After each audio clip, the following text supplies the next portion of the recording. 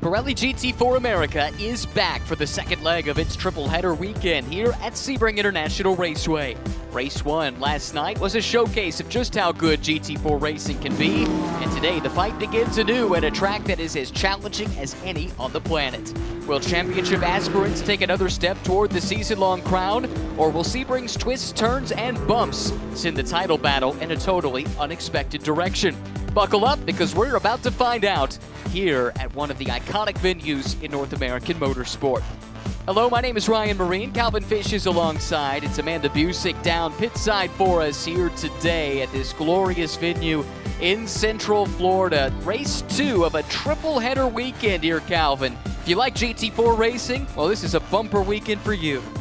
It really is spectacular. Championships coming down to the wire. Still 4 rounds to go for Pirelli GT4 America. As you said, had the makeup race here yesterday. It was a great race. Really fantastic battles. Championship implications is all getting really tight and feisty as we come down to the wire here on the season. And if you joined us for that race yesterday, you'll remember that was a race that was a makeup from a washout at NOLA Motorsports Park earlier this season.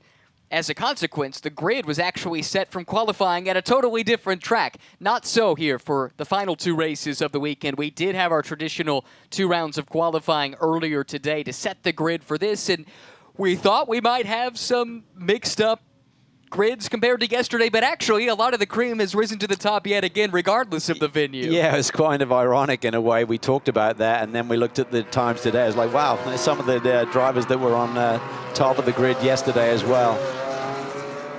Well, we'll see how this field is set to roll off.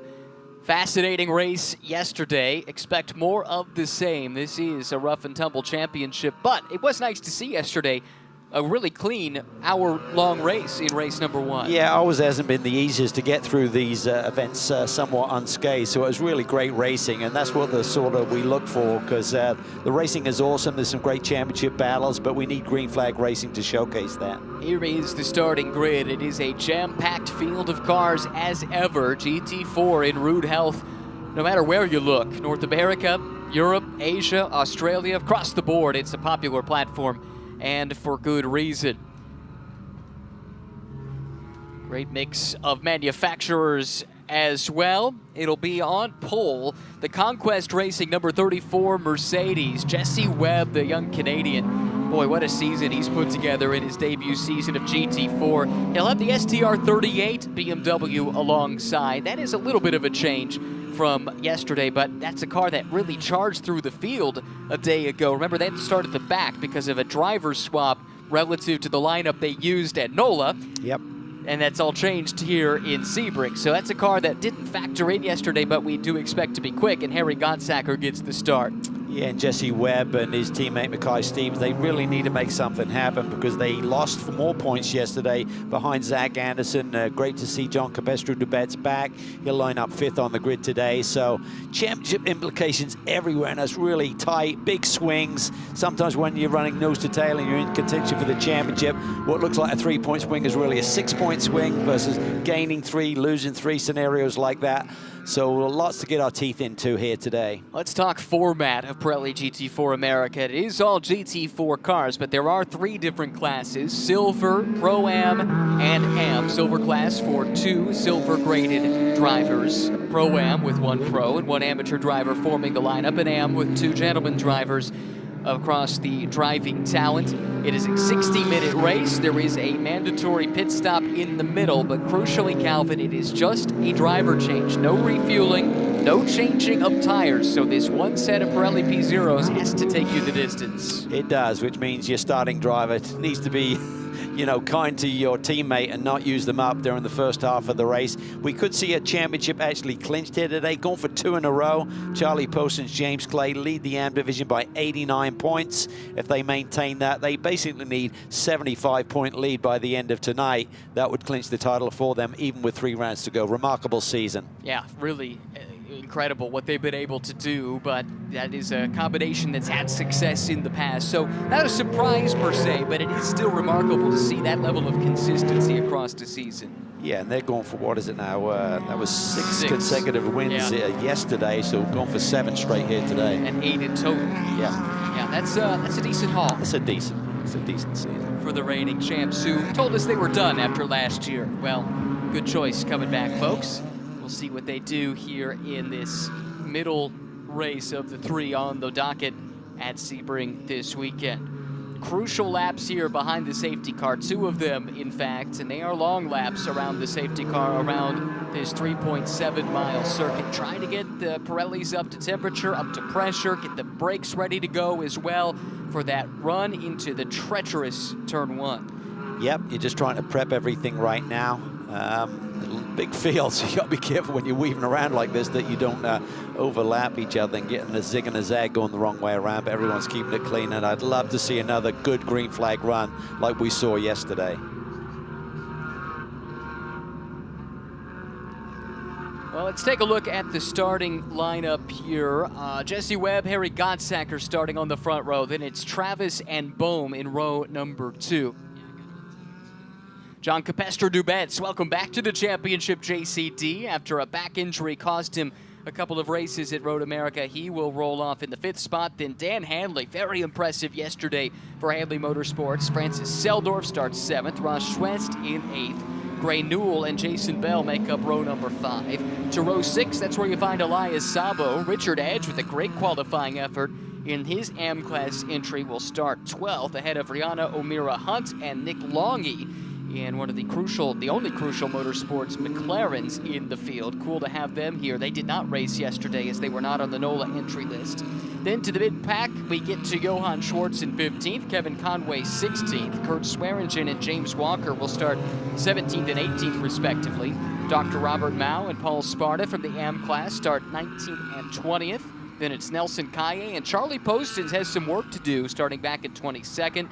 Michael Oriema in 23rd, ahead of Matt Forbush. Joey De Silva and Rob Walker starting 25th and 26th. Custodio Toledo 27th. Roland Crines, he won yesterday in the AM class. Great effort by that team, or actually was up on the podium, excuse me. They were P2. They start 28th, ahead of Thomas Collingwood in 29th. Nick Shanny and David Peterman 30th and 31st.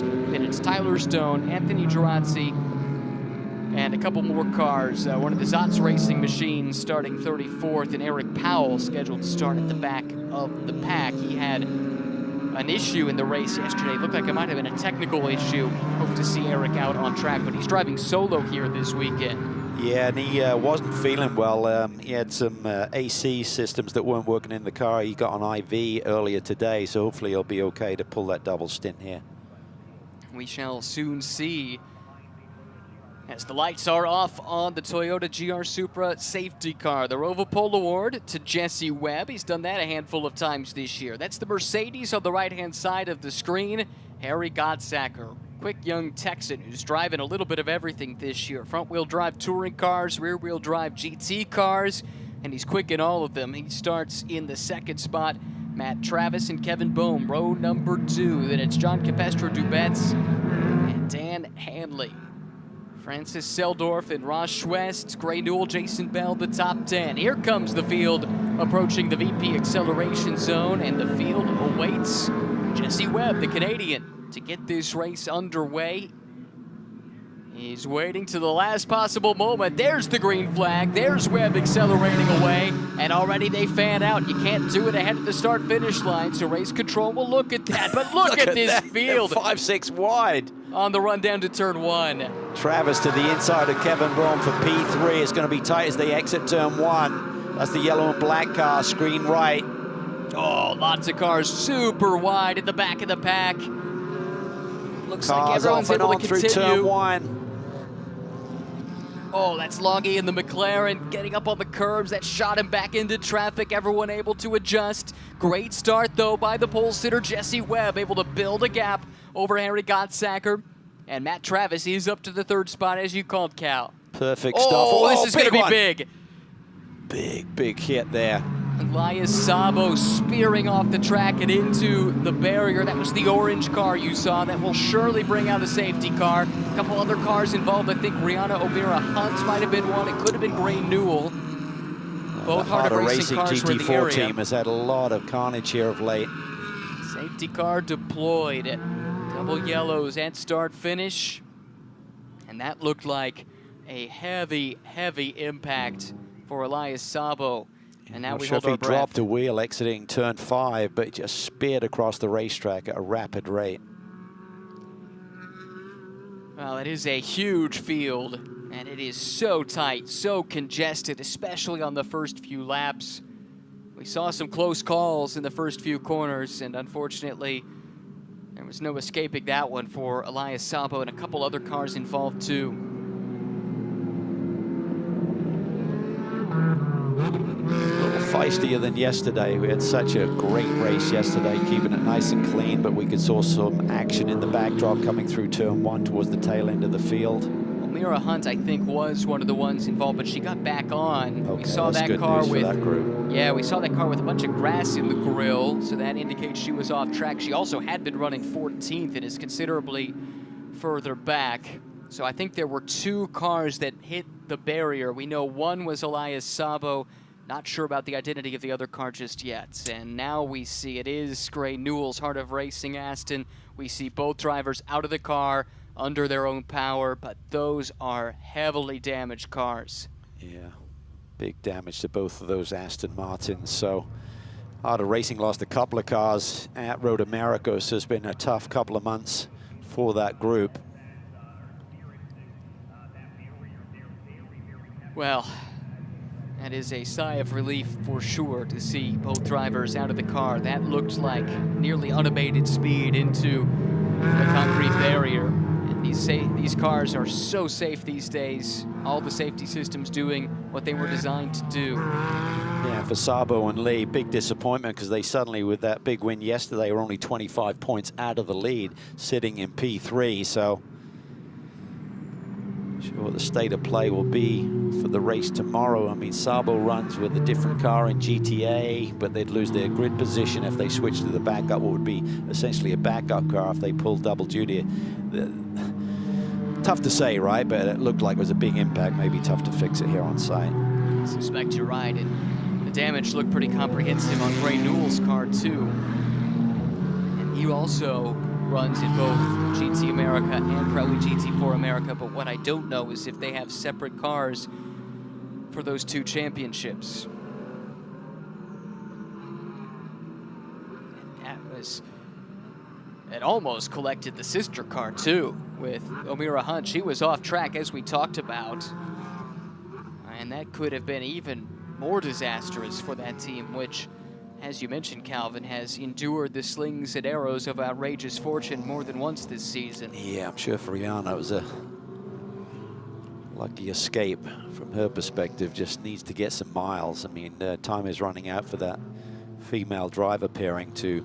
I mean, I think they've shown glimpses of speed, but it's a season that really hasn't come together for them in terms of results and finishes.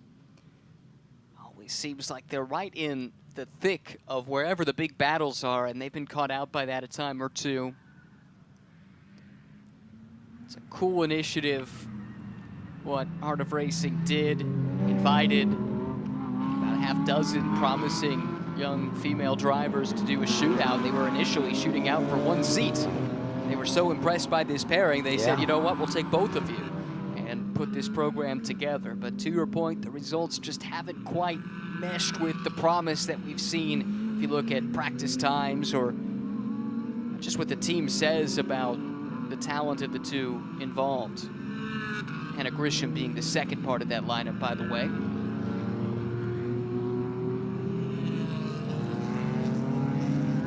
Well, this is too bad for so many reasons. Yesterday's race was so much fun. And hopefully once this incident is cleaned up, it can be much the same as we saw yesterday for the rest of this race. Let's think about what this yellow does to strategy. We talked about the fact that there are no tire changes in Pirelli GT4 America, so a lengthy yellow means you don't have to think so much about preserving tires. Certain cars are easier on their tires, certain drivers are too than others. And so that aspect of the race becomes somewhat less relevant. Yeah, I mean, I think the only thing that plays into it maybe is if you've got, you know, a driver combination where you've got a stronger starting driver, that doesn't allow that driver to build a gap for your finishing driver to work with. But not too much strategy in play with these races. It is what it is, essentially. As you said, 60-minute race, you've got to take care of the tires a little bit to have something for the second stint driver to work with and get to the checkered flag, so that eases the pain a little bit there. So may allow these drivers to be a bit more aggressive in terms of how much they're kind of chewing on their tires to get to that middle part of the race, and where the pit stop is mandatory between the 25 and 35-minute mark of this race. So we're about, what, 20 minutes away from that, 18 minutes from there.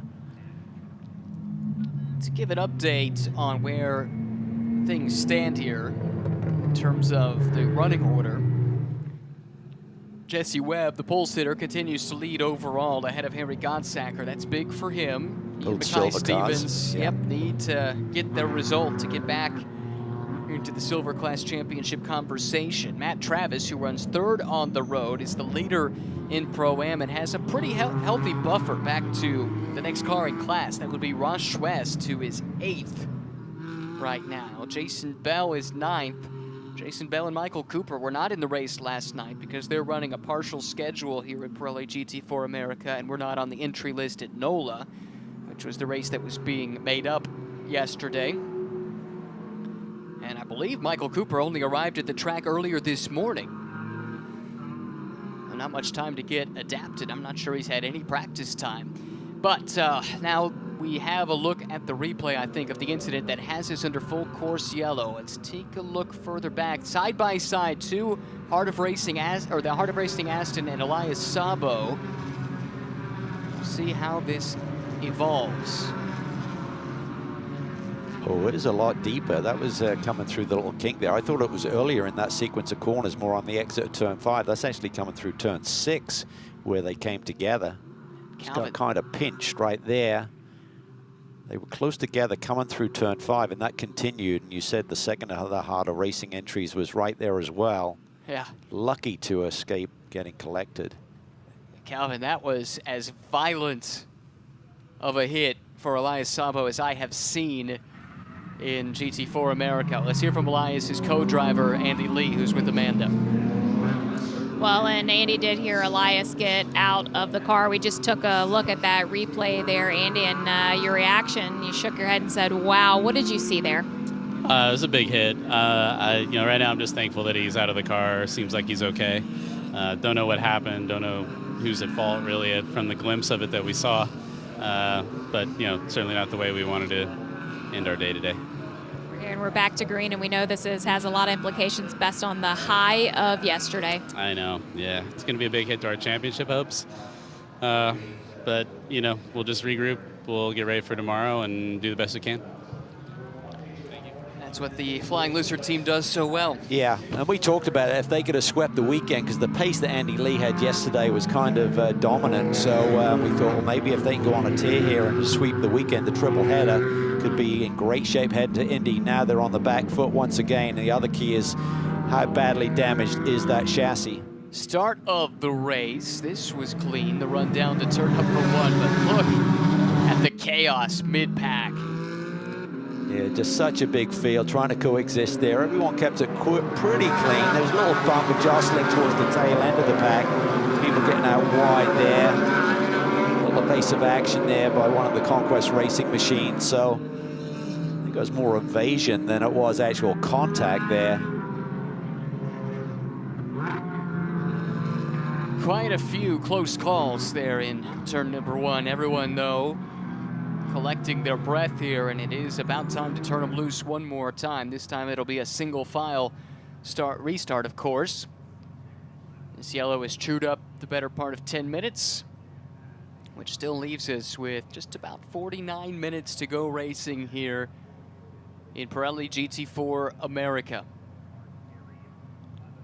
I don't see Paul Sparta, who had a great run here yesterday with a podium run, the 98 Random Vandals machine. He's showing with no laps on the board as well. He was one that took evasive action in 1. Okay. I don't know if maybe they got grass in the radiator and it caused an overheating issue. That would be a guess. but I think I did catch a glimpse of him in that replay of the start. In the meantime, we restart now in the VP acceleration zone. There's the green flag. Great jump by Harry Gottsacker. He is right there on the Mercedes of Jesse Webb. Is he close enough to pounce? He is not. The fight instead is for third overall as JCD, John Capestro-Dubets, takes a look to the outside of the Pro-Am leader. Matt Travis can't get the move made, and that leaves him a little bit vulnerable. Here comes Kevin Boehm, silver class battle with championship implications. Oh, that's tight. Little nudge there on the 44 machine. That's Johann Schwartz trying to keep it together. Argy-bargy there through Christensen corner.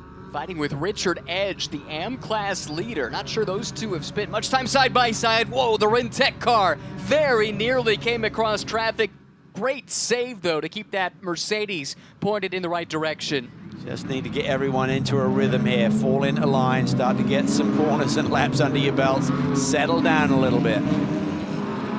Looks like Schwartz was able to get around Edge. Kevin Conway just made his way through. Battle now breaking out between Nick Longy and Charlie Postage. That is second and third in AM. But at the front of the field, side by side from a couple BMW teams, Random Vandals in the 92, Autotechnic the 51, and muscling his way through was Kevin Boehm. Well, those two cars were that close together at the end of the race yesterday, if you recall.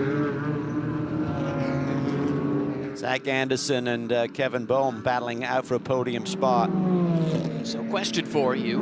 Yesterday, Anderson was driver 2. Today he's listed as driver 1. That is the makeup race, remember? Correct. That was the makeup race yesterday, so different starting driver in that machine today. Point taken. But, well, anyway, we'll deal with that later. We got a spin here, one of the AM class cars. I guess my point being, I thought it was Anderson and Boehm against one another, not JCD and Boehm against one another yesterday. Yeah, okay. correct. Same two cars was my point, yeah. I see. Yeah.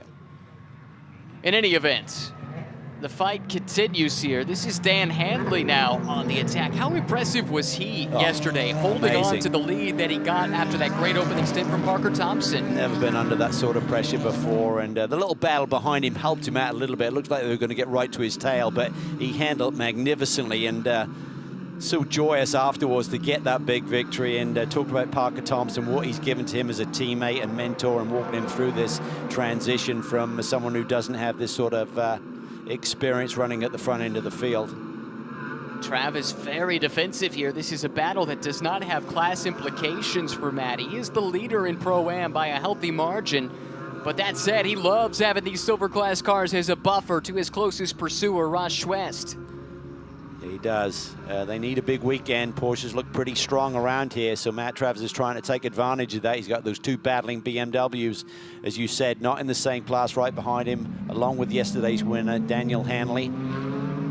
Strong run here from Bell.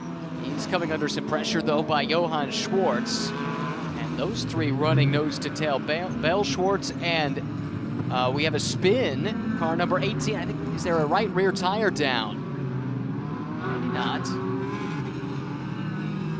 And it's just a shadow. Dropped a wheel, possibly. Yeah. Yeah. This is what happened. Carrying a lot of speed in there and just dropped the wheel. I think there is a right rear tire down on that car as well. I think I saw the rim just briefly in that shot, so that's going to be a tough lap trying to get back around for Roland Crimes. What a great day he and Austin had yesterday. Yeah, fantastic celebration. That team was so pumped to get that podium run yesterday. Oh, car off and on the Exeter Tower in the backdrop there. Things starting finally to settle in a little bit. JCD up on the wheel, trying to put the pressure on Kevin Boehm. This is for the final podium spot right now, but championship implications as well. Remember, Jesse Webb, Mackay Stevens running second in the points, lead this race and lead the silver class right now.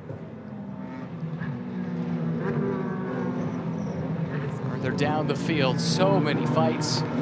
Everywhere you look, it's the remaining Heart of Racing car trying to recover with O'Meara Hunt.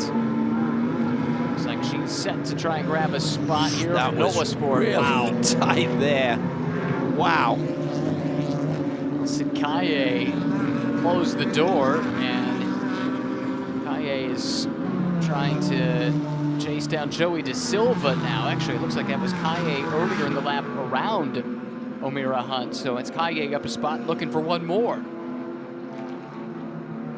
Battle everywhere throughout this field. You also got the dynamic of different classes intermixed. That's what you're looking at right there. Matt Travis third on the road, that NOLA Sport entry, the yellow and white car now under attack by Kevin Boehm. Here's our leaders. Gottsacker keeping the pressure on Webb down into turn 7, the hairpin. Just half a second at the line between these two. It might be less than that now as Gottsacker reels in the Mercedes. It'll be Chandler Hull in that BMW for the second stint. He's already been on the podium today in the Fanatec GT race just, well, under an hour ago. Yeah, busy afternoon for Chandler. Did a great job in his opening stint here, but look at this, these BMWs have caught Matt Travis. Travis has the decision to make. How racy does he want to get here?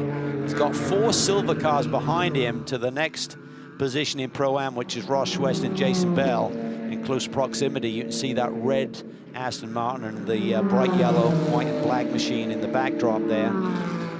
Fitting those two have found each other. It seems like Bell and Schwest have been racing for wins and championships, mostly in GT America over the last couple of years. But even when Bell drops in and runs a GT4 America race this year, they find one another. They know each other well. Yep. Had a couple of hard years racing against each other. Down the Ullman Straight. Big drafting going on here. Kevin Boehm trying to figure things out, and he says he's gradually getting his arms around this BMW. Said, I'm having to learn on race weekends. We're not doing any testing, so it makes that program difficult, but he's happy. You know, he's dominated his class last couple of seasons. It's a big jump up, and he's learning a lot right now as he goes side by side down into turn 1. Looked like he got balked a little bit at the apex of 17, and that cost him some momentum. Capestro Dubet, super high commitment around the outside. Boehm, though, still will have the inside for turn 3, late on the brakes. Both of them roll at a lot of speed. This narrows up quickly through here, and Capestro Dubet just has to close off on Dan Hanley before he lost a position. Yeah, I think he had to make room there. Had to eat up a little bit of the curb there so they didn't touch. Otherwise, he'd have turned Kevin Boehm, and that allows Hanley to get a bit of a run in that white Toyota.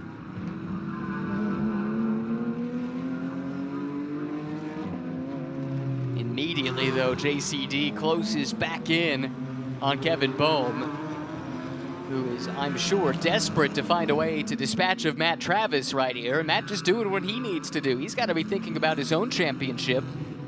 Yeah, he does, and he wants as many cars and as much time between he and the second place runner in Pro-Am, which is Ross West, to hand over his teammate Jason Hart. They'd love to get a win here this weekend and really eat into that championship lead that James Walker and Tyler McQuarrie have. It now sits at 17 points after yesterday. Schwest is at the head of this train that we look at here.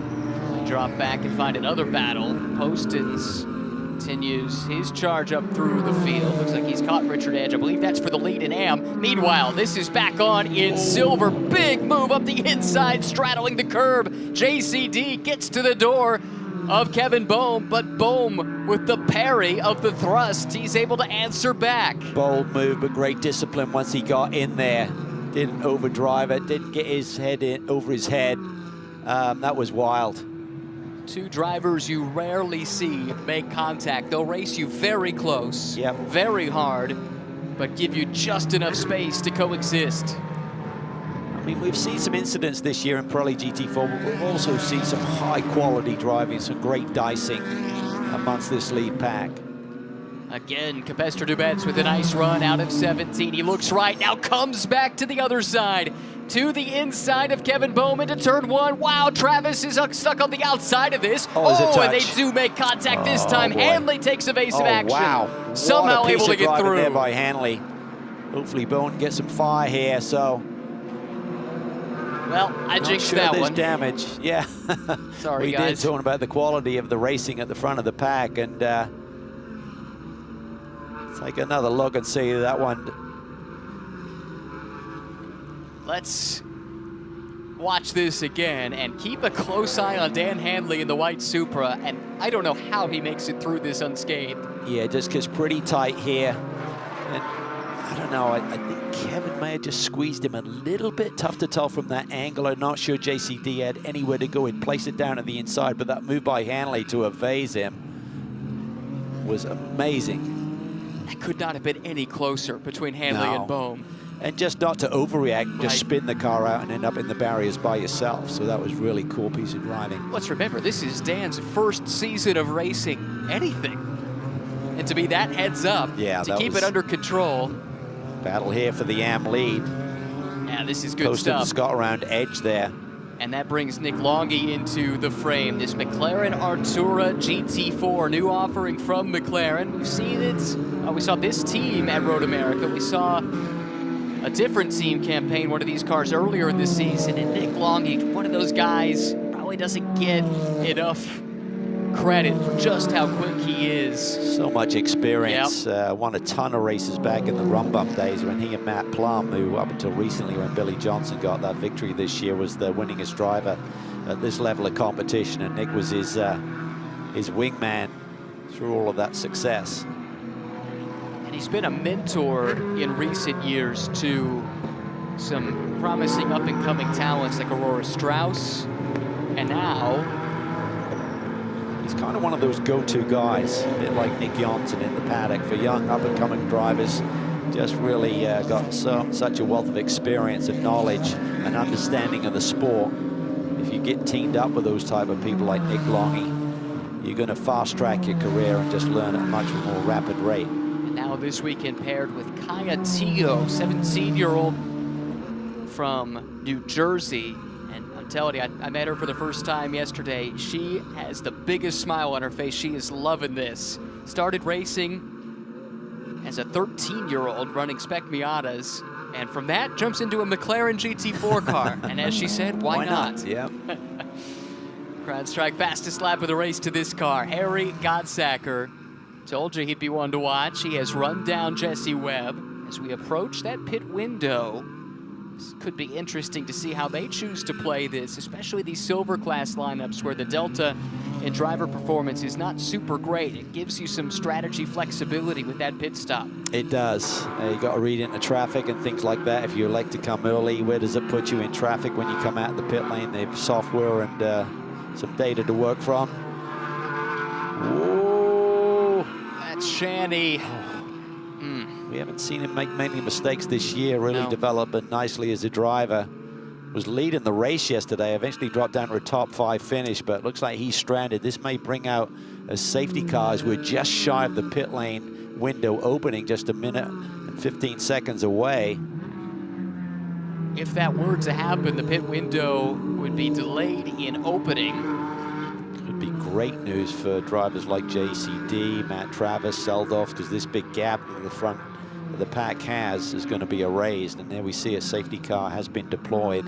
Tell you what, this probably helps Kevin Bohm out as well. It brings them back into the mix, and Kenton Cook will be taking over. So the way this is going to work with the pit window, it was scheduled to open with 35 minutes to go. Instead, that's going to be delayed until after the race is restarted. On effectively the next lap after they restart, the pit window, they'll try and open it on a round number on the clock, and then it will be 10 minutes from there. So what this does is it shortens up potentially, well, it shortens up no matter what, I think, depending on the length of this yellow, the last stint, and it could really shorten it up if you elected to run deep into the pit window. I'm not sure who would elect to do that, but that is a possibility. Maybe Auto Technic. It gets tricky because if you have another yellow and further interruption, you get deeper into this race, and you can back yourself into a corner. So there's 2 ways to approach it. If you got track position like these leaders are, do you stay out while you got that clear track and just try and lay down some really hard laps to create a bit of a cushion? So a couple of ways you can play it. Speaking of that pit stop, by the way, when the time does come, it is an 84-second pit lane delta minimum that you must hit, and that is from pit in to pit out, including that driver change. No 1-second joker this year, so you got up to a second to play with, but then you're going to get penalized by a multiple of 5 on that. So if you're half a second shy of that minimum stop time, that would be 2.5 seconds added to your race time. anything over 1 second under the minimum is a drive-through penalty. So the seriousness of the infraction ramps up dramatically past that 1 second threshold. That was a look moments ago at the leader. That's good news. Yeah, the leader in AM, Charlie Poston's, actually no, that was the teammate, James Walker Jr., who's 10th overall right now. And yeah, Shanny able to get that car back in gear and going. Doesn't look like it's dropping fluid or anything like that, so that could mean a relatively brief safety car intervention. That should mean we'll be going back to green next go-around, I would think. If there's any fence repair that has to be done. By the way, we should cover this off. The incident between Bohm and John Capestre-Dubets is under review. Also of note, prior to the yellow coming out, JCD did get around Matt Travis. Not for class position, but that brings him now into the fight for the podium spots, top 3 in silver and overall. Yeah, thinking it through, I'm not sure they're going to make a call on Bohm and JCD there. I mean, JCD was down to the inside. I think Kevin could have opened up his hands maybe a little bit. That's being harsh maybe, but could have been avoided. Let's hear from the other side of that JCD dynamic with Amanda. Zach, I'm sure you're aware of now that the incident is under review. What did you see there?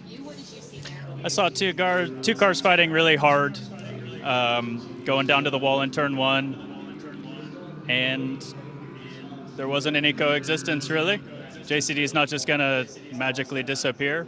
There's a cement wall to his left and a car to his right. I'm not going to say what Kevin should have done, but we have to coexist through these corners to race good and put on a good show. With the safety car, there is a delayed opening into the pits. How does this affect your operation? It has no effect on us. We're going to put eyes up, hammer down. He did have his head sock on prior, so maybe he's getting ready, but he took it off for the interview. Thank you, Zach. Big smile on his face, fighting for the championship here. Yeah, I want to look at this one more time, and I do wonder, Cal, what you think about the third car involved in this and the effect of having that Nola Sport Porsche there, what that had on this coming together. Well, I think it affected Kevin initially, but then when JCD had really established himself alongside, you know, to Zach's point, I think, it's being harsh on Kevin here, but I think Kevin could have given both cars a little bit more room, using Zach's term, to coexist. So JCD had nowhere to go. It's hard to tighten up. You've got a wall to your left-hand side. It's hard to get the car to react as well to do that, whereas on your outside, you don't want to drive off the racetrack, but just giving each other another few inches would have maybe meant that you could have got through the corner cleanly.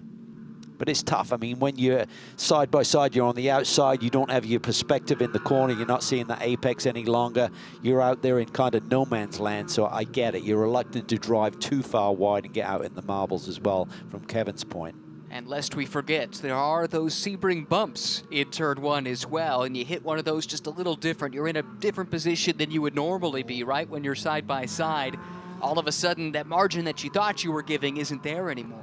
Yeah, just your steering put as you're holding, it just changes. The car's arc will change depending on the bumps, even if you're holding the steering input in the same way. Well, that's a lot for race control to sift through. They will do so. We still believe they are reviewing that incident. Nothing has been passed along as far as the adjudication is concerned. Zach looked anxious, though, because he recognizes if there's any sort of drive-through penalty or anything, that just plummets you down the order. With the championship as tenuous as it is, or the lead as tenuous as it is, that could really play havoc. Correct. This full course yellow, if there is going to be a penalty, is exceptionally bad news for them, because it bunches everyone together. There's not going to be one. I mean, there's a lot of really experienced people up in race control who will be, they got time now. The one thing that this does with this yellow and interrupting the pit stop window, they've probably got a bit more time to think about it before making the call after we go back to green. You can't say, if there is a penalty, you can't serve it under yellow anyway, so it gives them a little bit more time to eat on it. Well, we'll see how they choose to rule on it, but for the moment, you can see the donut on the door of the number 51. Capestre-Dubets up into third. Meanwhile, Kevin Bohm, he and Kenton Cook are clinging to their championship hopes. They're trying to keep fighting on, but down in 13th as it stands. Let's go ahead and hear from some more drivers down in the pits with Amanda. Well, through his helmet, Parker Thompson just said, I think that's one of the most insane accident avoidance I've ever seen. And out of your teammate, Daniel, and I know you were just in such support of Daniel. What did you say to him after when you saw it? I just said, keep digging. That was awesome. He was sad that he didn't go to the inside, but he carried too much speed. I don't know why he apologized. I mean, we should be stuck in the wall in turn 1 right now if it wasn't for him Scandinavian flicking the car. He missed the wall, he missed the car somehow. Unbelievable job for Dan. He's doing a really good job for us. We just need to keep it up. He's going to hand the car in the best spot he's ever handed it to me, and now it's my job. There was some commentary inside the TV truck that maybe you guys should buy a lottery ticket tonight. Might that happen? Yeah, we probably should. Hopefully we're all stuck with champagne and it delays our lottery ticket buying, but I'll take his advice. Thank you, Parker. Thank you. Well, I think, yeah, let's look at it one more time here. Again, keep an eye on that white Supra there in the background. How he misses this, I will never know. Unbelievable. Yeah, right there, and then you're just heading straight towards the fence, and he just clears the tail of the BMW. Look at that. Look how tight that was. I'm not sure if they actually touched. But he couldn't afford to wait to turn back to the left any longer, otherwise he's going to run out of room. Well, we'll see what happens. It is a great opening stint, maybe the best opening stint of the season for young Dan Hanley. Parker Thompson called that to our attention. We'll see what that car can do in the second half, but for now, the green flag is back out, and Harry Gottsacker immediately on the attack, following him through, or at least trying to, is Capestro Dubets. Whoa, that was close. May have been a nudge there. Hadn't quite cleared JC Webb, and that gives JCD the run. He's up to P2 now. Oh, man, he has been on the charge here today. Oh, is there a problem for Webb? He's got a handful. Yeah, I wonder if he's cut down a tire or just got out in the marbles, got some pickup, can't clean them off. Did a great ideal job for Jesse Webb. He did do a great job of hanging on to it. And he was so good on the initial start. It was great on the first restart, but swallowed up by the BMWs on that second restart with 27 minutes to go. And I believe the pit window is going to be open the next time by. Eric Powell's having a great run there. We talked about him not feeling well. Had to take an IV before the race. Got that 22 machine right up in the big points right now. He is driving solo this weekend. Colin Harris and his co-driver suffered a non-racing related injury. Tried to give it a go in testing earlier this weekend. Couldn't go. So the team was given dispensation to let Powell run by himself, but there is a penalty in the pit stop that comes with that. Yeah, essentially he has to jump out, go to the wall, get back in, but then that minimum pit stop delta, they add 3 seconds to that because they feel it could be an advantage for a team by not having to do a driver change and getting that second driver up to speed. So that's the penalty and the price you have to pay, but we've seen other teams do it. Zach Anderson did it to great effect at the last rounds of the championship when JCD wasn't available. Jesse Webb, you could tell he is driving through the red mist, very aggressive with the posture of that Mercedes, trying to find a way to recover the 2 lost positions. That's big for them. They're in the championship battle.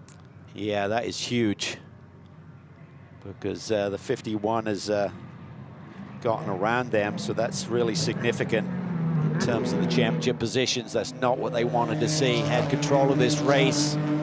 Looked like JCD may have been looking for a penalty, and here we see the domino effect of everyone piling into the pit lane. So we talked about potential if you got that track position going out there in the clean air, trying to take advantage of that, but majority of this field is hitting pit lane right now as the pit window is now open after the first green flag of racing. All of the Pro-Am cars take that dive to the pit lane because it'll be the pros set to take over in the second stint. So here's Dan Hanley. After that tremendous save, he climbs out, turns it over to Parker Thompson. Powell doing that choreographed ballet out of his Nissan, up on the wall, now back in the car.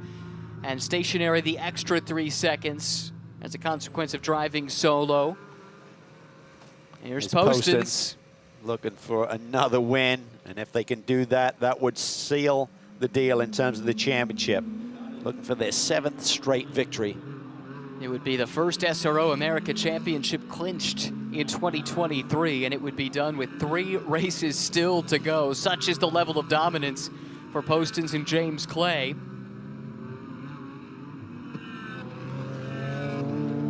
JCD. I think that donut there is from yesterday, actually, Ryan, because I think it was the other side of the car. Right. I remember they went side by side under the bridge at the end of yesterday's race, and there's probably a little bit of a mark similar on the other side of the car as Mackay Stevens now jumps on board this Conquest Racing Mercedes.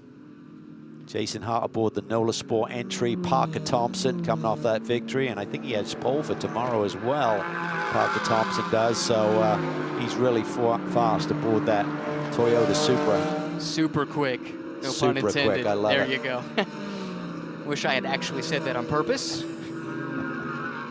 It's late in the day. Yeah, Heavy slate of racing here. better to be lucky than good. There is Thompson, quickly up to speed, native of Alberta, Canada. Red Deer to be specific.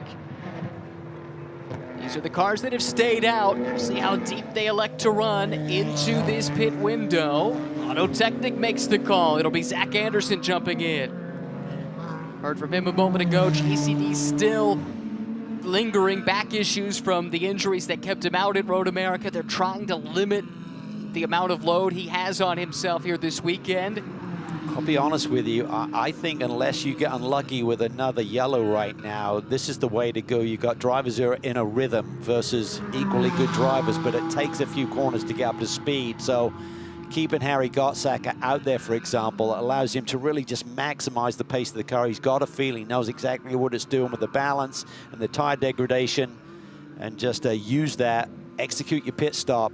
I think they could be in good shape if they can get a good clean stop. Another team that could very well benefit from this strategy is Crucial Motorsports. Nick Longy and that McLaren staying out. He now runs second overall, all by himself. A chance to just run fast lap times before he hands it over to Kaya Teo to close this race out. That's in the AM class. That could make a difference for them to help leapfrog up a couple of spots. This is going to be key here. Mackay Stevens versus Zach Anderson, who's just currently climbing on board. That car's on pit lane still.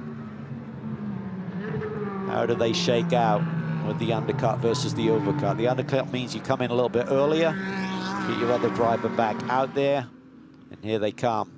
Looks like the overcut may work, but he's going to be under pressure here. Stevens is back into a rhythm. I believe that's Zach Anderson, isn't Yes. it? Going through our screenshot right there, so he's got to get up on the wheel quickly, otherwise Mackay's going to try and pounce. And look at Kent Cook, so aggressive, leaving the pit lane there in the CrowdStrike-sponsored Random Vandals Racing BMW, trying to make up for lost time. Big time on the attack immediately. Got to go. It's go time with the track position they have, with Kevin Bohm having that little incident down in turn one. Michael Cooper now behind the wheel of the 2 car, I believe. I believe these are his first laps all weekend. Only arrived here earlier this morning, had testing already booked on his schedule this week before they added this race. This was not originally on their schedule, so a late arrival.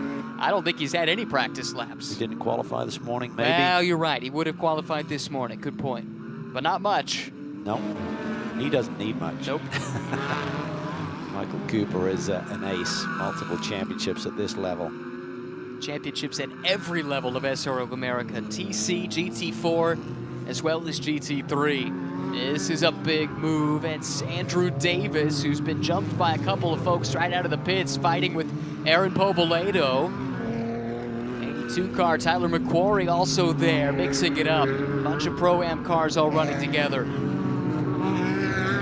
This is fun. This is one the drivers really enjoy. This level of competition on this racetrack doesn't get much better in Florida. Not extreme heat for a change, so enjoy.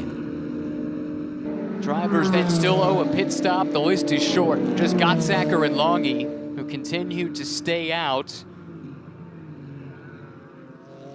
Here's Deep into the window. Yeah, I think this could really work if they can get a good clean stop. It wouldn't surprise me to see Chandler Hull maintain the lead for this STR machine. And I think particularly think about, you know, that driver swap, it's not only getting your other driver in up to speed. For Chandler Hull, he's coming out of a GT3 machine. It's probably going to take him a little bit longer. He's used to doing it, chopping and changing between the two classes, but very different machines. The braking points are very different. So if Harry Gottsacker can really get this overcut working, establish a bit of a gap, allow Chandler Hull to get into his rhythm before he feels the heat. This is the car leaving the pits, is Kaya Teo for Crucial Motorsports. Let's see how she cycles into the AM class after that long opening stint from Longy. Just have to wait and see. I think she lost at least a couple of spots, but it might have moved them up a little bit relative to where they were prior to the pit cycle. We'll have to wait and see. There's Anderson, as you can see. He's maintained that gap over Mackay Stevens. I thought it was going to be a little bit closer, but he obviously got up on the wheel very quickly. Haven't heard of any penalty for that incident down in turn 1 between JCD. Drive-through penalty, not for that, but a restart violation to Harry Gottsacker. That's right? The overall the 51, leader. Yeah. Well, I think they were on the right strategy, Cal, but that scuppers any hopes at a good result. Wow, so they're saying that he must have jumped around Jesse Webb there. Yeah, I mean, it did look like he had stolen a march. I thought he just timed it perfectly, but they obviously have a much more robust view of what happened than we do, so we'll see. Devastating for this team. I suspect they're going to need to do their mandatory stop here before they serve the penalty, because we're up against it, I think, as What far a day as the they're pit having, window. thinking about their GT3 day as well in Fanatec GT. Had the pole position for tomorrow's race taken away due to a technical infraction. Had a drive-through penalty for an initial start for Samantha Tan today, and then Neil Verhagen drove through the field, brought it back up to the podium spot. But so this is what they're going to do. They're going to go through here, do their driver change, but then Chandler Hull's going to have to drive back down pit lane. Devastating. Kill any hopes of a podium. And that is rough. I think you were right. I think their gamble was going to pay off based on Harry's pace. It's going to put them at the front of this field, but this penalty, yeah, you can see the dejection in Harry's gait. He knows it's not going to happen for him. There he is, gloves coming off. What can you do?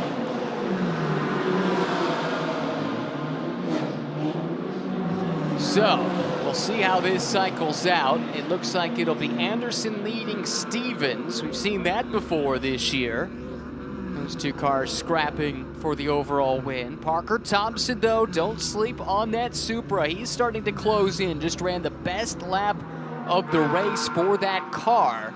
And he's about 3 or 4 tenths quicker than the two cars he's chasing. Yeah, it's going to be game on. Harry Gottsacker gets congratulations from the team. I know that he did a really solid job. It's really unfortunate. It's fine margins, right? You're going for it. He tried to time it. Obviously, the stewards didn't like what they saw.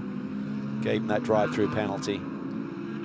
Closing in. Mackay Stevens. Oh, and we've got a car off. That is Teo, excuse me. Kaya, in just her 3rd GT4 start, seems to have found the tire barrier. See if she can get restarted or if that will require the safety car. We might have a replay of what happened. Looks like just got a little bit wide and into the tire bundle.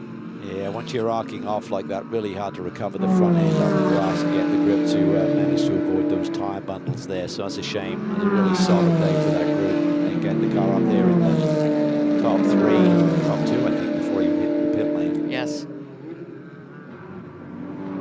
Safety car deployed. All right, who does this help? Who does this hurt? Well, it helps the 88 team. I think we're just trying to determine exactly if they have already served their drive-through penalty. They have not. Yeah, I didn't think they'd been down twice. So, you know, if they had got that done, that would have compressed the field so they could go back on the attack. But it shouldn't have a huge effect with most of the pit stops being done, of course. Sure. I think it might hurt them having to serve the penalty with everybody bunched back together. They're out of it, basically, in terms of the big points and podium potential.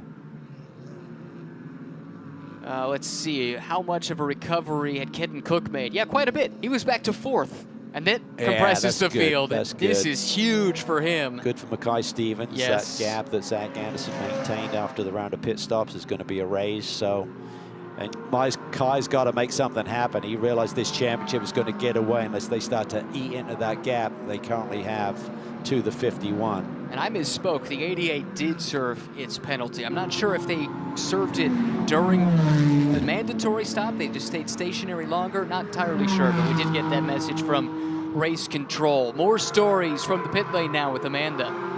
Yeah, and Ryan, I confirmed that with John Miller as well. I'm actually looking at Harry Godsacker right now with his arms crossed, shaking his head. I talked to him just briefly about what he thought happened on that restart. He said, I swear I saw a green flag and we were just racing. He did say, I don't want to talk about it, but as you can imagine, with a stint like that, you have to just be beating yourself up in your own mind. Yeah, because the restart rules are green as go, so there's not really a lot you can do wrong. And if he said he saw or if he got the call, super disappointing. So Jeff Hull there, Chandler's dad in the backdrop, just trying to assess the situation as they sit right now.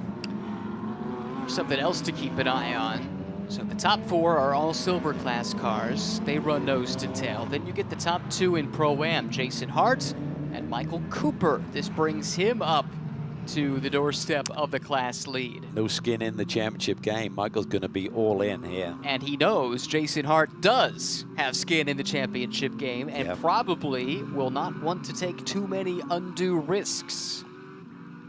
That could be interesting. In the AM class, something happened to James Clay and Charlie Postins because they are down in 4th in class now. And they were leading prior to the pit sequence. ACI Motorsports' Matt Halcomb has taken over the class lead, running 12th overall ahead of Chris Allen from STR 38. At least that's what we think is the case. We'll have to wait and see to get some confirmation. Top 4 seals it for the 36 car, even wherever the 438 finishes. I think that would be enough. They came in with an 89-point lead. They got massive amount of wins, so they have the tiebreaker. Correct. So even if they lose 14 points today to someone else, that'd still be enough. Okay. Back-to-back titles. Could be clinched here. At the end of the day, someone's got their door open. I'm pretty sure. I think that's our boy who we talked about who wasn't feeling great. Ah, Eric? Yeah. Got overheated yesterday, pulling solo duty, and but certainly the Nissan has shown a lot of pace here this weekend. Hyde Carter had a really good qualifying run here today as well. A lot of attention from Nissan management with that GT4 program.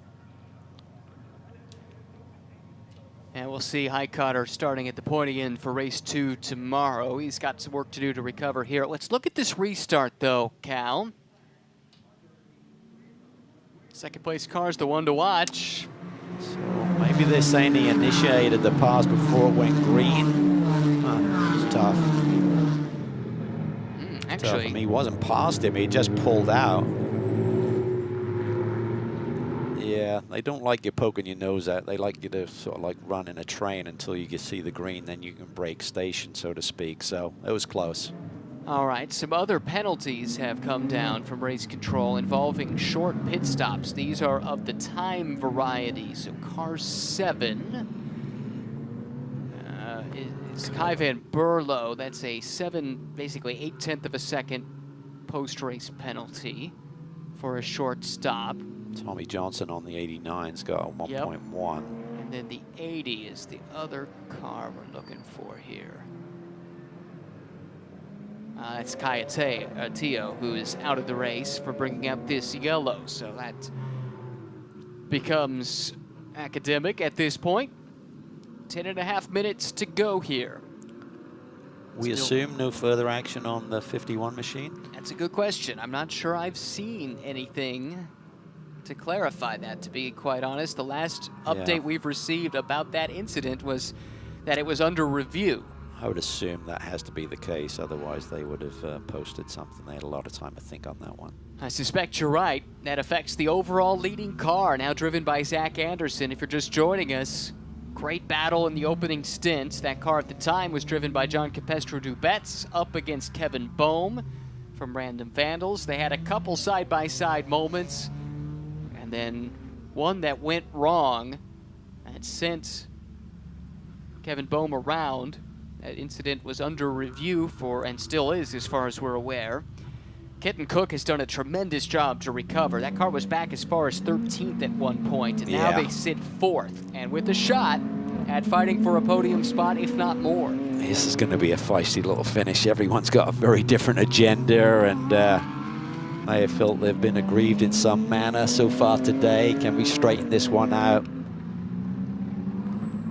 Make it right. We see Eric Powell there again opening his door. I think it's just to get fresh air. I think we can get some more information about some of this. Let's hear from Amanda down in the pits. When you talk about some of the goals that some of these teams might be after in their agendas, you see that 253 car, that's Sadikal Khalsa behind the wheel right now. This car was a runner-up at Road America, and I was talking to Sadikal prior to this race, and he said this will kind of be a one-and-done year for him. It's kind of an experience that he's always wanted to do, and kind of threw out some of the big names in the series, like a Terry Borchella and a Jason Hart, and said it was just a dream to be able to race amongst these guys. Said that he's finally getting his feet underneath him, and that it felt like he was being bullied by the big guys earlier in the season when he got out here, but he's just as ready to bully back. When I talked to him about these last couple races on the season, if there was a goal that he had, and while the Charlie Poston's car is not in the lead at the moment, he said, I would want to put Charlie Poston's on the second step if I had any goal for this season left. It's too bad to hear he doesn't want to Does that mean Charlie back. bullied him? Well, maybe. Trying to interpret that. I think he's been pretty impressive so far here this season. It comes from an endurance racing background at kind of an amateur level, club level. Stepping into Pirelli GT4 America, I thought he's shown some pretty good pace this year. And for the moment, he does have bragging rights over Charlie. We'll see if he can make that happen. Right now, Charlie, of course, has turned that car over to James Clay. That is currently the fight for the final step of the AM-Class podium. Looks like we've got a restart imminent, Calvin. 7 minutes and change left to go. Get ready. Buckle up. This is Pirelli GT4 America. Watch it that is rough white and tumble. Toyota. Parker Thompson has got his eyes on another win here. Oh, yeah. Zach Anderson, the leader, but still the Damocletian review hanging over their heads. Not sure what the outcome of that is going to be. Second place, Mackay Stevens. Third place, that Supra of Parker Thompson, looking really aggressive on the restart. Then you get to Kenton Cook. They are driving through the red mist at the moment. Here comes Thompson looking inside of Stevens. They go door to door, and Thompson is through. Kenton Cook looking to follow him through, and a big off in turn number 1. That is the John Jesbray-driven Supra. The fights still continue because we're green for the moment. This is for the lead. And they may have got on the radio and given the message to Parker Thompson, go for it. We could finish this race under yellow. But look who's in front. It's Kenton Cook from sideways in turn 1 to the lead, and the safety car is out. And that could be game over in terms of any green flag running here. That's John Capestro-Dubets. He just has to nod and look on. How about that restart from Kenton Cook, taking no prisoners? But we have to say, now our attention turns to young John Jesbray. That looked like a pretty big moment there in turn 1. I think I've been Aaron Povolato that was kind of cruising through turn 1 as well, so I'm not sure if he was involved in it initially. Oh, you're right, that was the other car we saw. That's John Capestro-Dubets. Not sure where he's headed. So there was the aggressive move there by Parker Thompson. It was really tight there as they went down through turn 1, and by the time they got to turn 3 trying to sort everything out, Kenton had somehow made his way to the front. Well, I suspect this race is unlikely to restart, given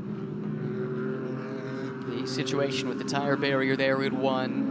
We're waiting for word on John Chesbray. This is cool.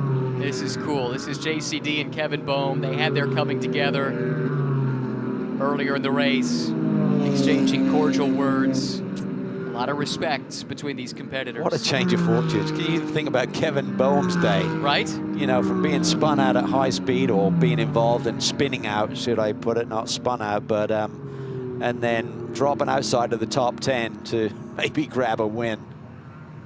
Pretty unbelievable. Here's one. Oh, that's Eric Powell off to the side back there. That's too bad. He had a top 12 run going overall in the points. One note from race control. That incident in turn 1, lap 1, under review. These are the two gentlemen involved in it. And just a few moments ago, as the white flag comes out. Well, if you think about it, it's almost corrected itself in terms of what the track positions they have now. Yeah. So they might be able to be swayed by leaving it alone in case they were thinking that JCD was responsible. 92 has ultimately ended up with track position and potentially the win here. Still see John Chesbray's car buried in the tire barriers. That's why the white flag has come out. And this race will come to, it appears, a premature end. What a wild race. Oh my gosh, what a wild day. day. To compute here. Across all of the SRO America categories, there are 5 of them here on site, from Fanatec GT, Pirelli GT4 America, GT America powered by AWS, TC America powered by Skip Barber, and the Toyota GR Cup. We've had some fireworks to talk about. Steward's office may be busy tonight. I think we may have 36 different opinions from 36 cars in this field about what happened here for the last hour. No question about it. Man. And that last restart, too, how crazy was that? It looked like Parker Thompson was going to go at least up to second. Somehow, though, he ends up back in third, and Kenton Cook ends up in P1. Not sure how he pulled it off, but you knew he was going to go for it. After that yellow brought him back into the mix, you knew Kenton was going to try. Yeah, I mean, he was up on the wheel immediately. We saw him when he jumped on board the car, making moves immediately out of pit lane. So he had one mission to get that car back to the front. Looks like in the AM class, Matt Halcomb and ACI Motorsports well positioned for a race win. Chris Allen shares that car with Dr. Robert Mao. Second in class. Pro-Am, you got Jason Hart there leading, so that will be big for them in terms of their point scenario. Right. Came into this race 17 points back of the 82 car that will finish third, so that's a 10-point swing. Wow. Be down to 7 going into tomorrow, unofficially. Up on the wall, there's the Random Vandals team. They're ready to celebrate one of the more improbable victories we have seen in this wild 2023 Pirelli GT4 America season. From 13th with about 20 minutes to go to the win. Yeah, you asked who's this yellow going to help. Well, there's your answer. I'll give you your answer now. Yeah, with the benefit of hindsight, it becomes quite clear the answer to that one. We do have confirmation both drivers involved in the incident that's brought us to this yellow are okay, which gives us a chance to look at the replay of the restart. Everything is about to happen, so here we go. This, I think, oh, wow. Keep an eye, though, on Kenton Cook here. From third, outside, to the inside. Oh, wow. To the lead. Awesome stuff. Awesome stuff. That was an incredible move, just reading that situation, cutting back as Parker was forcing it down to the inside. That opened up the door. If you tried that 100 times, how many times do you think you pull it off?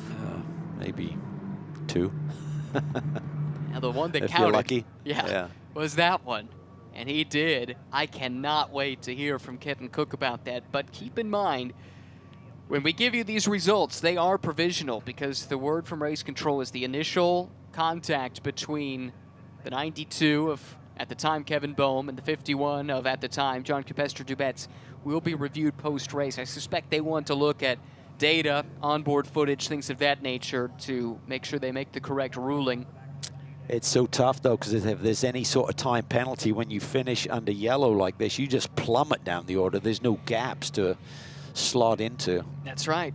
Not every 20-second penalty is created equal. This would be devastating to have any kind of substantial time penalty in a race that ends under yellow. So much to sift through. So you'll want to join us tomorrow for race 3 of the weekend for Pirelli GT4 America, 10:50 a.m. local time. The clock has run out. The checkered flag waves. Hand in the air for Kenton Cook, who takes home the race win, keeps the championship hopes on life support for himself, Kevin Boehm, and the Random Vandals team. Zach Anderson provisionally brings the Auto Technic car home third, and Parker Thompson back on the podium for Hanley Motorsports. Back-to-back podiums here at Sebring for that crew. Then in Pro-Am, it's Jason Hart edging Michael Cooper, Tyler McQuarrie third. And in Am, your podium is as follows: Matt Halcomb, Chris Allen, Sadako Kalsa, James Clay is fourth, and we believe that should be enough to lock down a second consecutive AM Class championship. Yeah, I think it is, very unofficially, but what a roller coaster, what an emotional victory for Kevin Boehm. Certainly for Kenton, he's behind the wheel there, seeing the checkered flag, but for Kevin Boehm, he's got to be wondering what just happened there. You can't write a script for that one. You cannot. This is why we love live sports. This is why we love sports car racing. Pirelli GT4 America. It's never straightforward, let's put it that way. Let's look at the provisional results here from race number 1. It is Random Vandals at the top, Boehm and Cook, Anderson Dubets in second, Hanley Thompson in third. Then you get to Webb and Stevens. That's a quiet story we haven't talked about. They were in a position, they led this race early, starting on the pole, but give up a lot of points here, potentially, depending on how this penalty shakes out, if there is one. Yeah, very much so. They'll be disappointed. I think Random Vandals the appropriate name for the move that Kenton Cook made there. Well said. Matt Travis and Jason Hart, not yet another win as a tandem. They are in it for another championship. It would be the second in 3 years for Travis. It would be the third in a row for Hart. They lead home Bell and Cooper, Walker and McQuarrie. Then to the AM Class, ACI Motorsports. Congratulations, Richard Edge, Matt Halcomb, Robert Mao, and Chris Allen in second. Kalsa Walker in third. And again, provisionally and unofficially, we believe the AM Class championship has been clinched by Bibber World's James Clay and Charlie Poston's here today with 3 races still to run. That was a wild day of racing. It certainly was.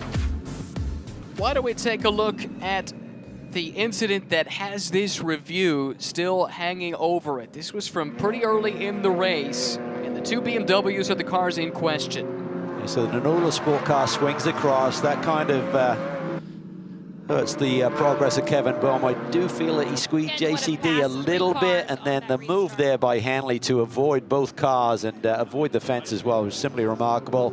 See the 2 drivers involved there, just talking it through. There's a lot of respect between the 2 drivers. Hard racing, but end of the day, the 92 car ends up on top of the checkered flag somehow, some way.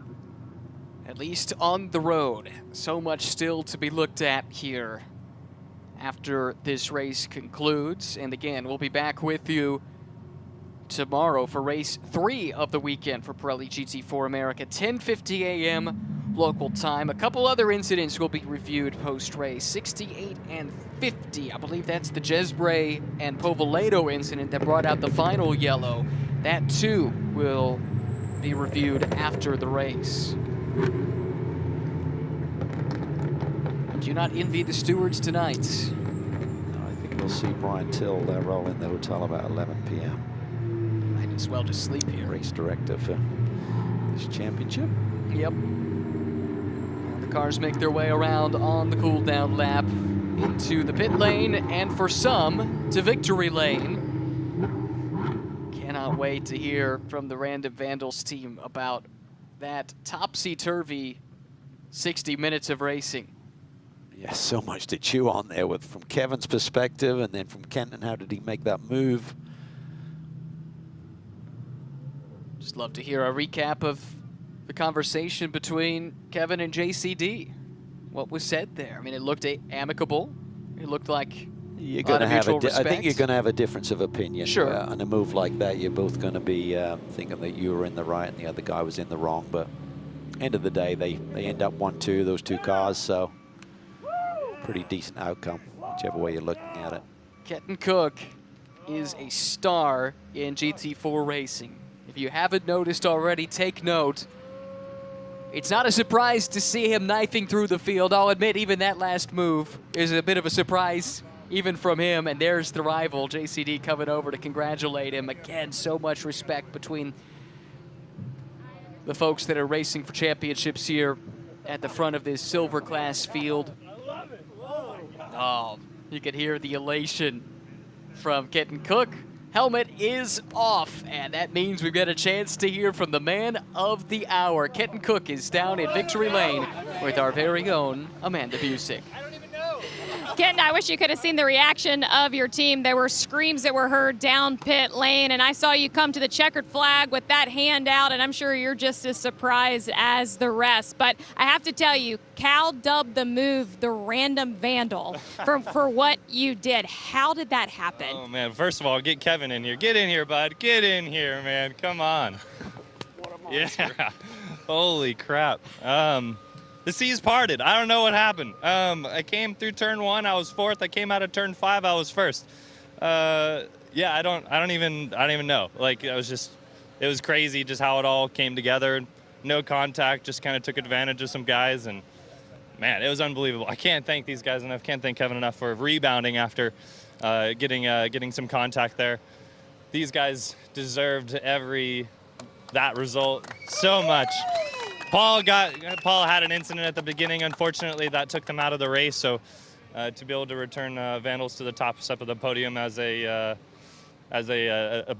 bonus is definitely a bonus for this team here. Well, Kevin, I think I witnessed your range of emotions there. You jumped off the pit box and put your fire suit up and just couldn't believe what was happening. But we also saw a conversation happen between you and JCD. What was exchanged?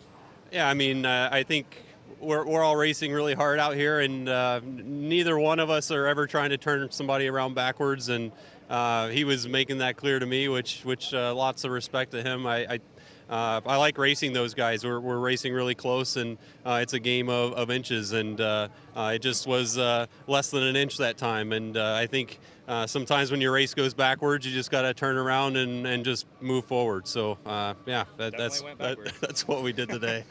Well done, guys. I think for Kenton, it's just instinct. That's racer's instinct right there. He doesn't know how it happened, but you just make it happen. I do not know how he slipped through the cracks. It looked like he was headed for stardom, and then it all stalled out for him. Just the timing of it. Yeah. You know, the fact that Park was forcing down there on Anderson and just opened up that inside lane. Well, he has found a home in Pirelli GT4 America, a chance to showcase his immense talents. Absolutely tremendous. Let's hear from the Pro-Am winners, though, now with Amanda. And Matt just said that was a good one. It seemed very busy out there, a lot of chaos and action. What did you see out of your mirror? That was madness, and starting that far up the field, certainly I was getting outraced. Held up a couple of the silver guys, which wasn't my intention, but just doing my level best out there. But really, credit goes to this one. Jason really carried this race at the end, and I told you guys last year, I'll tell you again, our pairing, we go together like Chinese food and chocolate pudding, cocaine and waffles, and peanut butter and ladies. Same as it ever was. Jason, how do you describe the pairing in words like that? I can't do it. Matt just did. My heart's just got a lot of thanks right now. You know, just to get that win and hopefully get us back up in the points so we can have something to fight for in Indianapolis is a great feeling. Thanks so much for Matt for always being a great co-driver and friend, and for NOLA Sport for giving us the fastest Porsche in Florida. A reinvigorated effort for the 47. Yeah, they're right back in it. Yeah, and you 7 know, points, I think, yeah. They've been through the wars before. they're as prepared for this championship fight to come down to the wire as anyone. Yeah, they have the experience, so it's going to be a lot of pressure on Tyler McQuarrie and James Walker Jr. to hang on to that championship lead. Indy's going to be wild. And I think as well, it's interesting that Matt Travis and James Walker Jr. are such close friends off the track as well. So interesting to see that dynamic come down to the wire here in the final couple of races of the season. Back down to victory lane now. Richard Edge and Matt Hockham take him in this moment. Never even on the podium. We'll see the top step, and you said that it was all about survival, Richard. Just run through that one and what a moment this will be for you. Yeah, this is an amazing moment. I mean, just this whole season's been a lot of fun. So to cap this off, near the end of the season with this win is huge for us. And, I had a blast out there, honestly. We did side-by-side racing with the BMWs pretty much through every turn, I think except for maybe 16. So I had a awesome time out there. And so for him to bring it home in P1, I mean, it's just awesome. We're feeling great. And Matt, it'll be the top step for you guys here just shortly. There's going to be champagne sprayed. And as you guys are reflecting on this win up there, what will be the thought of the day? How good my co-driver did. I mean, he put me in a great position. So I didn't really do much. I only had a few hot laps. So it was all him. So great. It's awesome. Right place, right time. Gotta love a first-time winner. Super cool to see. And this is a team that has been very impressive, I think, this year, based out of Chattanooga, Tennessee, ACI Motorsports. So many years and so much success in single-make Porsche racing, but they've never really branched out of that before. They're busy in Pirelli GT4 America, and they ran the bulk of the Fanatec GT season as well and showed pretty good pace at times with their GT3 Porsche. By the way, there's the lucky man of the hour, Dan Hanley back there. More on that in a moment. Highlights from a topsy-turvy, rough and tumble, whatever adjective you want, race number 2 here at Sebring. This is the initial start.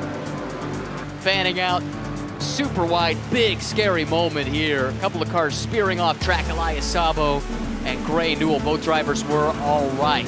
Another car goes sliding on the restart there. And so one of the crying family members here, though, this is the one we'll be talking about until tomorrow. Contact between the two BMWs. Somehow Dan Hanley sneaks through.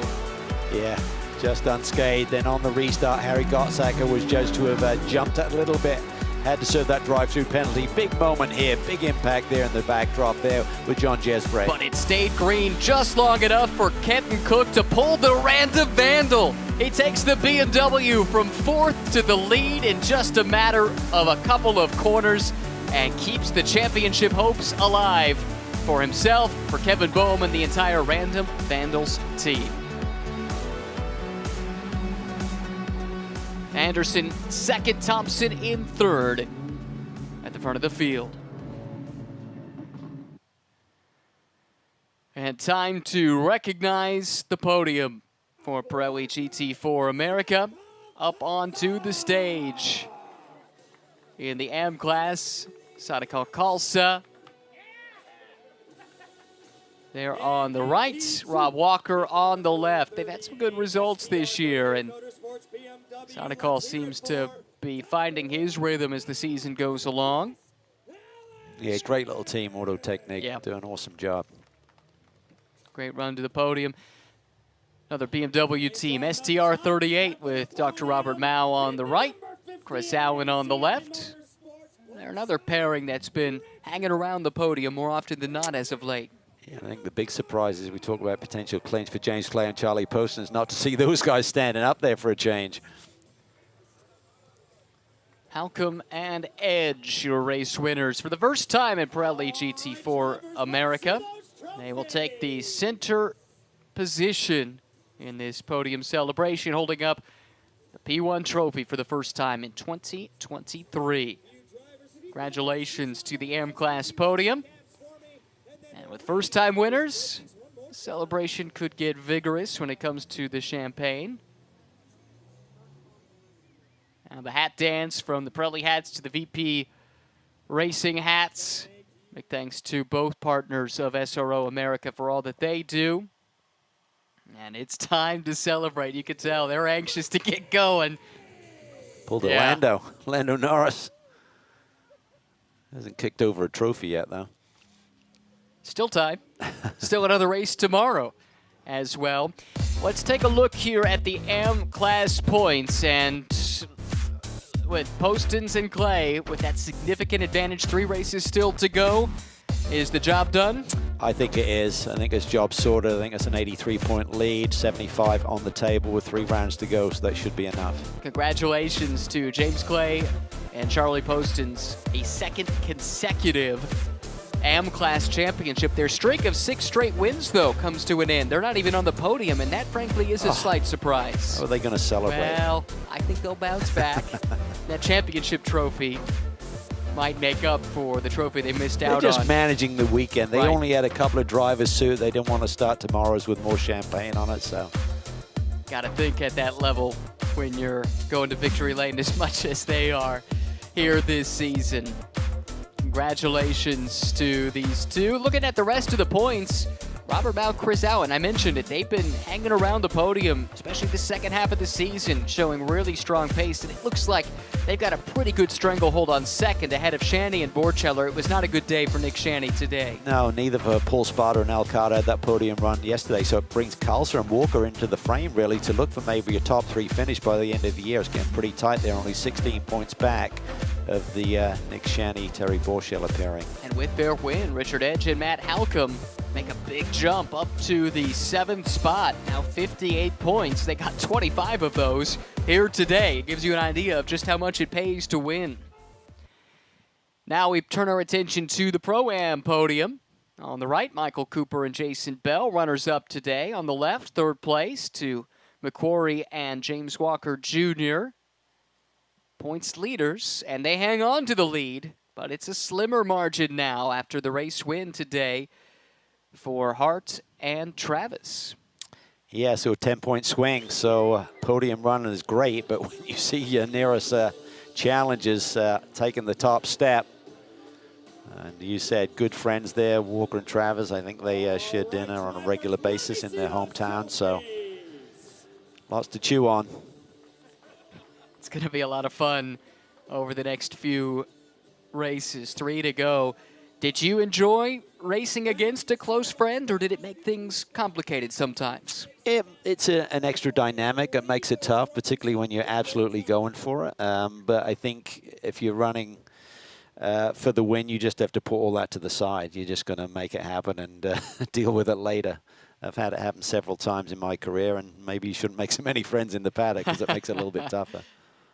There's the champagne spray. Always a big celebration with the likes of Matt Travis, Jason Hart, McQuarrie, and James Walker Jr.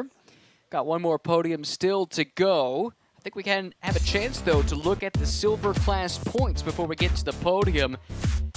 Zach Anderson alone at the top of the standings because he drove alone at Road America. The lead now 27 over Mackay Stevens and Jesse Webb. Dubet's still 3rd by himself. And with the win, Bohm and Cook right there in the 4th spot. Yeah, that's significant with the positions as they ran there. So not a great weekend so far for that 34 squad of Mackay Stevens, Jesse Webb. A question of what might have been, but now they've got that 37-point deficit to Zach Anderson, the leader. That's a heavy load to try and catch up. There's still 3 rounds to go. Anything can happen. They just need to turn things around a little bit. And lest we forget, there is still a review of an incident from this race that could adjust the outcome. That would be and therefore massive. the points. Right. So we'll have to wait and see just how that ultimately is judged. Looking a little further down, Chandler Hull 5th in points. It looked like it could have been his day today. That penalty for Harry Godsacker when they seemed well positioned for a good result is costly for Chandler. Where did he end up? All the way down in 22nd overall. Tough day for STR 38 on the silver side, but they do get a podium. I think, in class, so. Yeah. But not the result they were looking for or deserved, probably. How do you feel if you're Dan Hanley and Parker Thompson? Looked like maybe they were going to begin with a shout for the win, end up 3rd, but on the other hand, they could have ended up in the fence. Yeah, exactly. I think they got to be happy. It's just racing, right? I mean, Parker put it all in as we expected, stuck it down the inside, couldn't quite pull it off.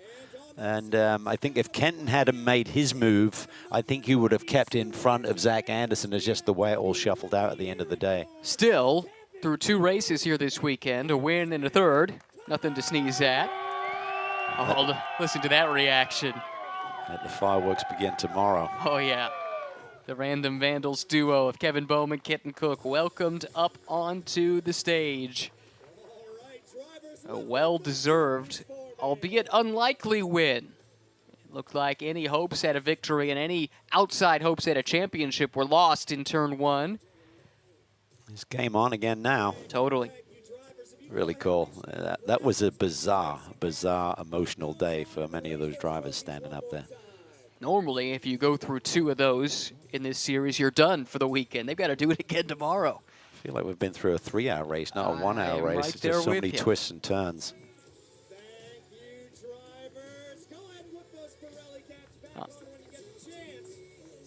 So that's a wrap for us here. Race 2 of the weekend for Pirelli GT4 America. We'll be back again tomorrow. Race 3 of the weekend, 10:50 a.m. local time. For Kyle, Amanda, and our entire team, I'm Ryan. So long from Sebring International Raceway.